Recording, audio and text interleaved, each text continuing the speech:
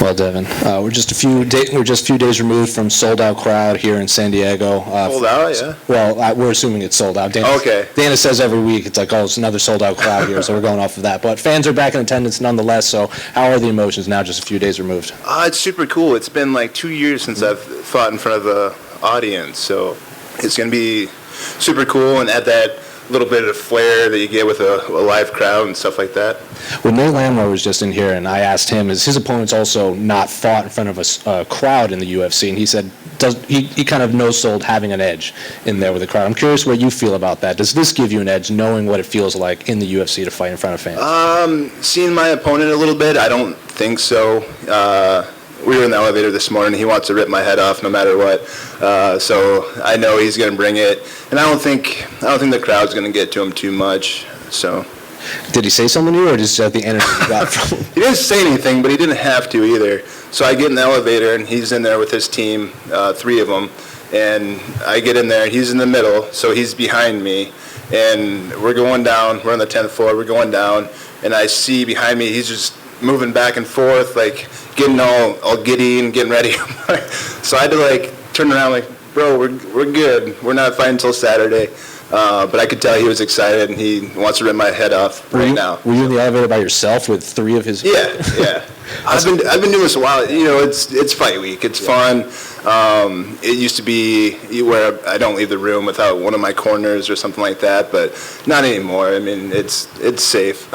Well, I interviewed Paul Craig once, and when he was about to fight Jamal Hill, and when Jamal Hill was undefeated, he says it's dangerous for young guys to be undefeated in the UFC because they just don't know what it's like to lose. Are you in that mindset too? So I was thinking about what I was going to say today, and that's exactly one of the things.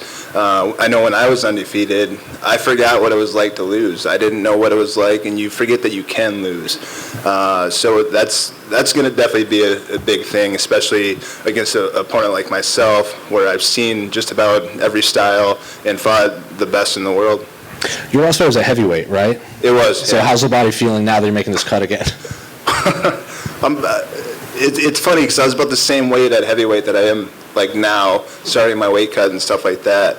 I think I was in the cage last fight at 221. I weighed in at 223 fight day, or on weigh-ins. And I was 221 going into the fight. So I don't know what happened there, but the weight cut feels all right. I'm used to it. I've been doing it a long time, so. And final last ones for me. He's obviously coming off of that impressive flying knee knockout. He has 8 of his 11 wins have been by knockout. So how do you see this fight playing out from your end? I guess you can call it impressive. The other guy was super tired, which definitely helps when you're trying to knock somebody out. I did it my last fight, I know. But I think of him as a rookie, but he's a tough rookie. And he is undefeated. He has fought some good people. He knows what he's doing, and he's got that power. So I'm excited, and it's going to be a fun fight. I got some stuff planned for him that he might not see coming. Devin, you've had quite the resume in the UFC with just the people you've taken on and the level of competition. Yeah. For yourself, as your UFC career has gone, what are you most proud of in how your skills have grown since you've been at this level? I think when I started with the UFC, I couldn't strike worth shit. It was not good. I was super green. I think I got signed because of my wrestling ability. I had super aggressive wrestling. And over the years, it's kind of gone back and forth where I get a little bit better at striking, then my wrestling kind of goes downhill a little bit.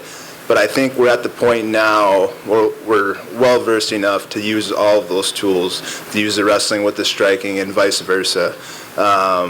I feel I do, and I am with a new team now, Team Elevation in Denver, Colorado, and I feel like a different fighter. I really do. We just worked on some simple things like footwork and just being in the right place at the right time.